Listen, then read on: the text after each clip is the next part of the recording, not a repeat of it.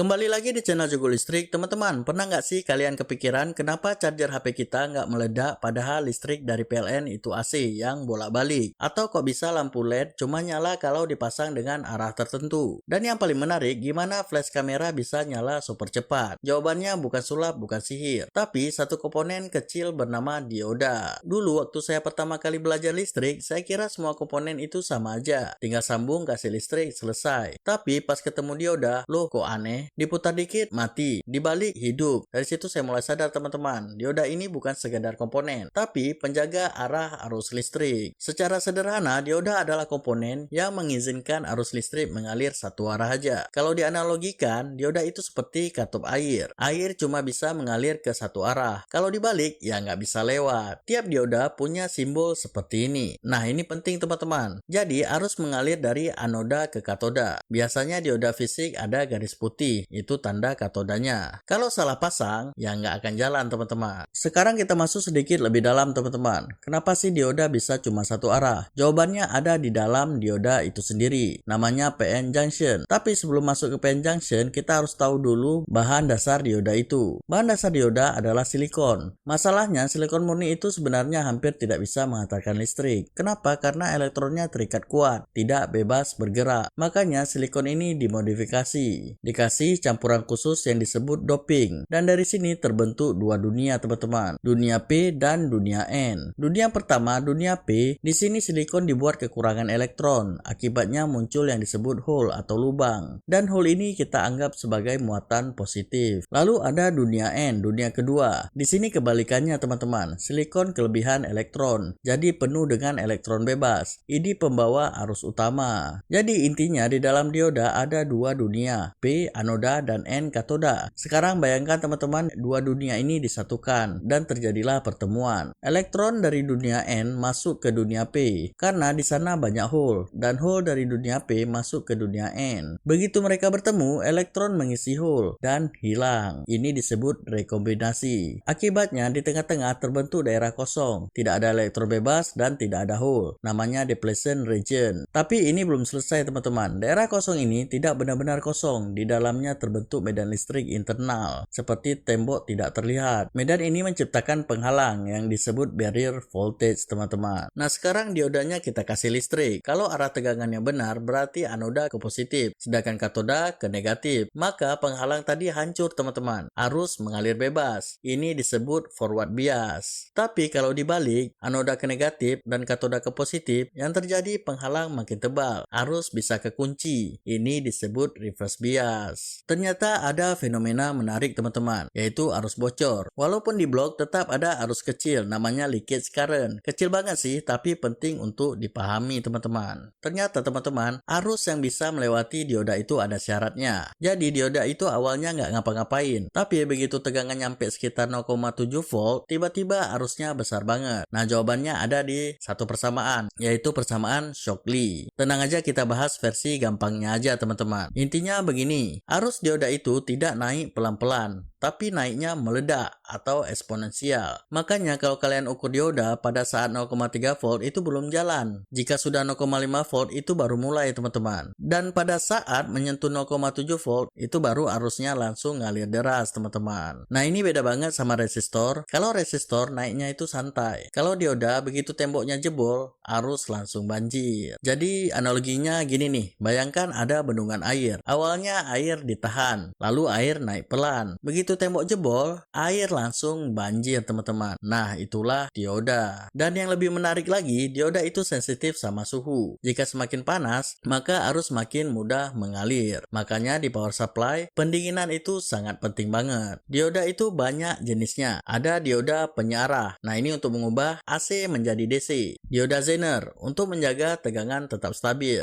Dioda Schottky cepat dan efisien, cocok untuk drop tegangan kecil. Lalu ada LED LED, mengubah listrik jadi cahaya. Dan ada juga fotodioda, mengubah cahaya jadi listrik. Dan yang terakhir ada avalanche dioda, yaitu untuk proteksi tegangan tinggi. Nah teman-teman, kalau kita lihat dioda dari luar, dioda itu kecil, hitam, cuma ada garis putih. Tapi di dalamnya ada teknologi yang luar biasa. Jadi di dalam dioda ada yang namanya semiconductor die. Ini bagian yang paling penting. Ini ibarat jantungnya dioda, tempat semua proses listrik terjadi. Lalu di dalamnya ada yang namanya PN junction, pertemuan antara dua dunia, positif dan negatif. Dan di tengahnya ada tembok tak terlihat, namanya depletion region. Kalau tidak ada ini, dioda tidak bisa mengatur arah arus. Di dalam dioda juga ada yang namanya bond wire, itu kabel kecil banget. Ada kontak logam dan cangkang pelindung. Dan yang paling sering kita lihat itu garis putih yang ini. Ini bukan hiasan ya teman-teman, ini penanda katoda. Seperti yang saya bilang tadi, kalau kalian salah baca arah ini, rangkaian kalian tidak akan bekerja teman-teman. Lalu ada pertanyaan seperti ini.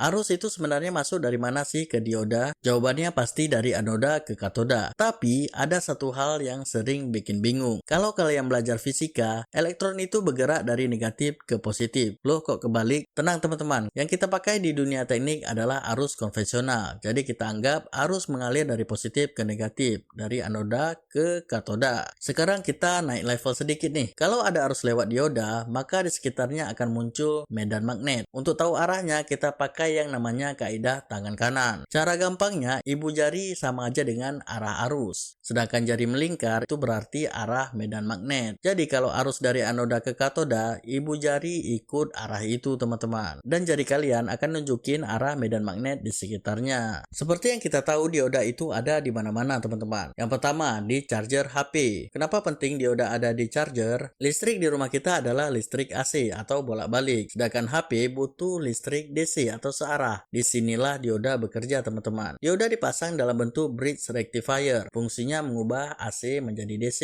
Lalu dioda memotong gelombang negatifnya. Hasilnya jadi arus searah atau DC. Tanpa dioda, charger tidak bisa mengisi dan bisa merusak HP teman-teman. Contoh yang kedua ada di power supply. Power supply itu sebenarnya versi lebih serius dari charger. Jadi dioda digunakan untuk penyarah AC ke DC atau proteksi arus balik. Contohnya pada SMPS atau switching power supply dan adaptor laptop. Tanpa dioda, output tidak stabil, komponen bisa rusak. Contoh yang ketiga itu ada di TV. Di TV dioda jumlahnya banyak banget. Fungsinya penyarah tegangan, proteksi rangkaian, dan pengolahan sinyal. Contohnya dioda ada di power board dan di rangkaian sinyal. Dioda juga ada di radio. Ini salah satu penggunaan dioda paling klasik teman-teman. Jadi dioda di sini digunakan untuk demodulasi sinyal. Sinyal radio itu kompleks atau kita sebut sinyal RF. Dengan adanya dioda, dioda bisa mengambil informasi suara dari gelombang. Contoh selanjutnya ada lampu LED. Ini yang paling sering kita lihat, LED atau light emitting dioda. Cara kerjanya arus masuk, forward bias, elektron jatuh ke hole dan menghasilkan cahaya. Nah, ini penting teman-teman. Pada lampu LED harus pakai resistor dan harus arah yang benar teman-teman. Dan contoh yang terakhir di sistem PLTS atau panel surya. Jadi fungsi dioda di PLTS itu sebagai blocking dioda, mencegah arus balik dari baterai ke panel. Pada malam hari panel gelap, baterai bisa mengalir balik. Nah, ini bahaya teman-teman. Dioda di PLTS juga bisa sebagai bypass dioda. Fungsinya untuk melewatkan arus kalau ada sel yang terhalang bayangan. Tanpa dioda di PLTS, efisiensi bisa turun, panel bisa rusak atau hotspot, dan baterai bisa tekor teman-teman. Sekarang kita bicara masa depan, dan ini bagian yang paling menarik. Ternyata ada material baru di dalam dioda, namanya gallium nitride dan silikon carbide. Jadinya lebih efisien, lebih tahan panas, dan lebih kuat di tegangan tinggi. Dan ternyata dioda juga ada di elektronik fleksibel. Bayangkan teman-teman, layar bisa dilipat, itu pakai dioda fleksibel. Dioda juga ada yang quantum dot LED, warna bisa diatur dan lebih hemat energi. Dan dioda sudah menjadi bagian dari smart elektronik, seperti AI, mobil listrik, dan energi terbarukan. Jadi sekarang kita udah tahu dioda itu bukan cuma komponen kecil, tapi penjaga arah listrik di seluruh dunia. Oke, sekian video kali ini. Apabila teman-teman ada tambahan, silahkan komen di bawah. Dan sampai jumpa di video selanjutnya. See you teman-teman.